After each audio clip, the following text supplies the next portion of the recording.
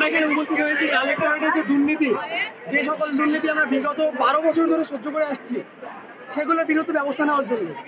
এতদিন সরকারের কারণে ম্যাডাম বিভিন্ন ধরনের সুযোগ সুবিধার কারণে আমরা ঢুকে দাঁড়াতে পারিনি, আমাদেরকে বিভিন্নভাবে আটকানো হয়েছে।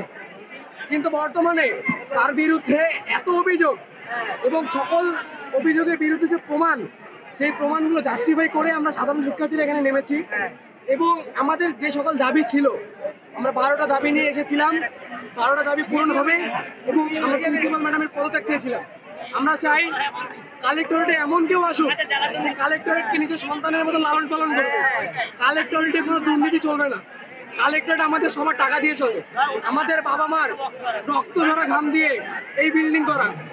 ভবিষ্যতে যে প্রিন্সিপাল আসবে তার জন্য সুষ্ঠুভাবে বলতে চাই, এক স্বৈরাচারকে ছড়া দিতে আরেক স্বৈরাচার আসতে চায়, আমরা সাধারণ শিক্ষার্থী, প্রাক্তন শিক্ষার্থী এটা মেনে নেব না।